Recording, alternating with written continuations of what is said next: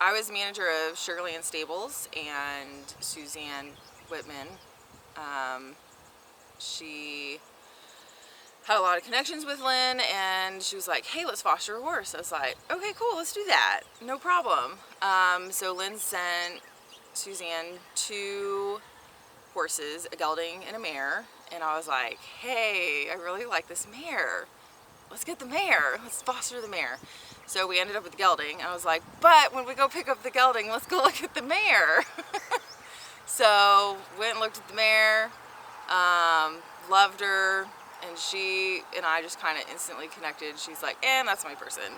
And so we took the gelding back, talked to my husband, we went and got her a week later. I think it was just the way she acted. She was super, like, calm in the face. You could tell, you know, she really had a big personality, but at the same time was like, I kind of want to be with you and not care about anybody else right now. So, I mean, there wasn't like this huge spark or anything like that, but it was definitely like, I think I could get along with this mare, and she already had decided. So yeah, it was only a couple weeks after. It came up lame, and then I had my vet look at her, you know, who's on property, and I was like, I don't know what's going on. We did X-rays, and he was like, yeah, so those little lollipops, and those are her. That's navicular. And we took her up to Waller Equine Hospital, and did further X-rays and stuff on her, and we had her injected. Which the injections helped, but talking with my farrier, all we did was put a little bit of a heel on her shoe, like tiny, because you can't unwedge them once you get higher. So started with the smallest shoe, because what girl doesn't like heels? Right.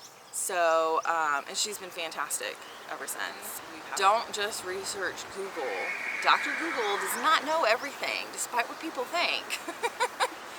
So no, I talked to my veterinarian, you know, her general vet, and then I talked to Waller Equine Hospital, who sees tons of cases all the time. And then I talked to my farrier about what we could do. He said, you know, if the shoes don't work, that's when you can change the size of the heel. We can inject her.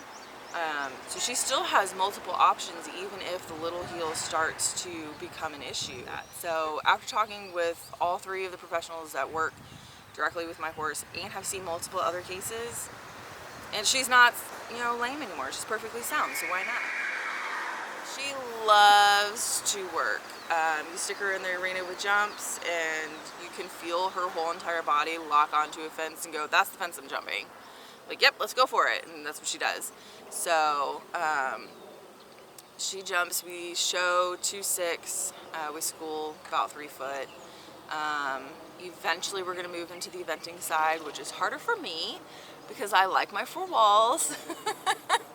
We're actually going to go to school in a couple weeks out at Scissortail Hill Equestrian Center just to go get out on the cross-country course, which she's only done it a couple of times, but she's been great at, except for the water. She'd much rather roll in it. Yeah, she likes to try and like bite it. She's odd.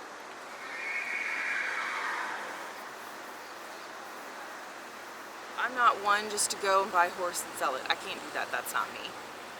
Once I get an animal, it's pretty much for life, unless I think it's going to have a better life somewhere else. And a horse that has navicular, I mean, let's be realistic. How many people are really going to take on that kind of responsibility? No, she's staying with me. She's not going anywhere.